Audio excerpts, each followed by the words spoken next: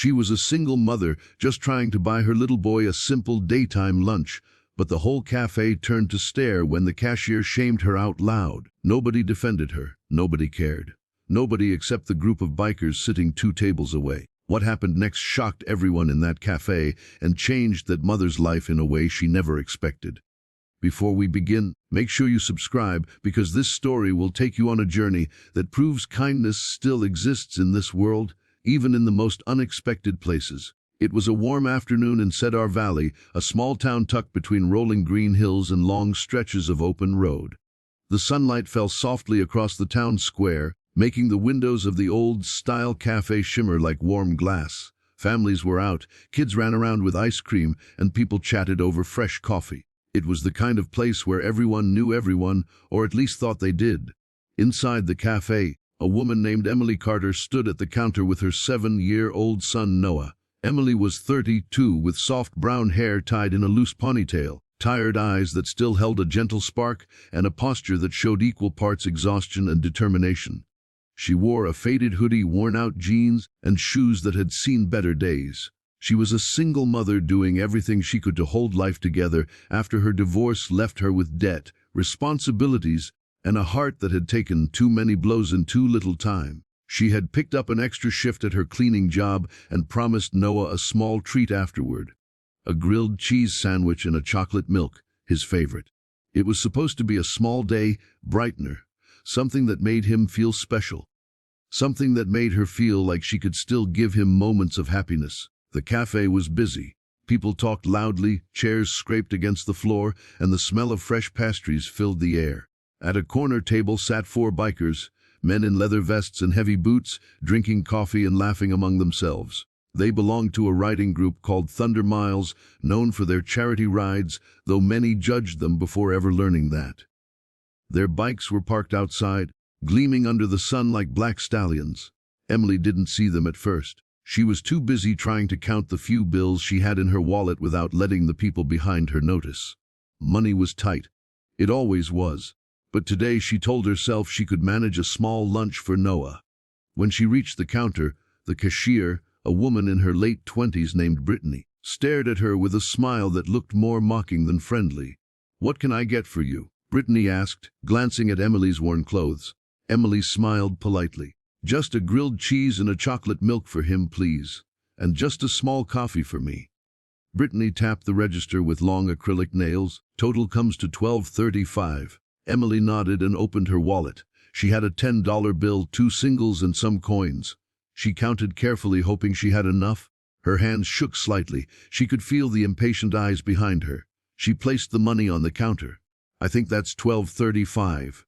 Brittany looked down, then smirked loudly enough for the people nearby to hear. "You think? Let me count it, because this doesn't look right." A woman behind Emily sighed loudly. "Are you kidding? Some of us have places to be." Emily's chest tightened. She forced a smile at Noah, who looked up at her with wide, trusting eyes. Brittany counted again and said, "You're short. It's $12.35, and you only have $12.23. You're missing 12 cents.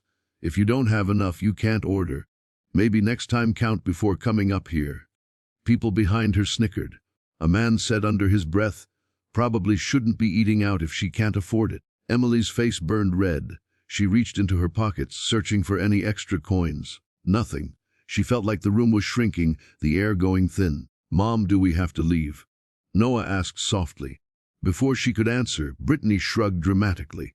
"Look, maybe you should try the dollar menu at the gas station. We're not a charity. If you don't have money, you can't buy stuff. Pretty simple." A man laughed. Maybe she should get a job instead of expecting handouts. Emily's hands trembled. "I do have a job," she said quietly, but no one listened. She finally whispered, "It's okay, Noah. Maybe we'll just have the coffee." Brittany lifted her eyebrows. "The coffee is $3. You're short for that too."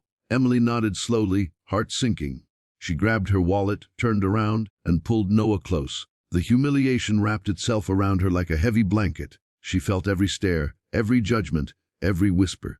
But what she didn't see, at least not yet, was the group of bikers rising slowly from their table. Their leader, a man named Ranger, tall and broad with a thick beard streaked with silver, watched the entire scene unfold. His dark eyes narrowed, but not with anger, more with disappointment in the people around him. Beside him stood Hawk, a quiet giant with tattoos covering his arms, Jackson the youngest, always quick to speak up for what's right, and Colt, lean and sharp-eyed with a calm intensity. Ranger spoke softly, but his voice carried a certain weight. "Hold up." Emily froze. She turned slightly, unsure if they were speaking to her. Ranger reached the counter, placing a $20 bill on it. That should cover her order. "And add a slice of pie for the boy." Brittany blinked. "Oh, okay." And Ranger didn't look away from her. "And maybe next time don't talk to customers like that, especially when a kid's watching." The cafe grew quiet. People who had laughed earlier shrank in their seats. Emily swallowed hard. "You really don't have to do that." Ranger shook his head. "Mom, nobody should be treated like that over 12 cents. Hawk stepped forward.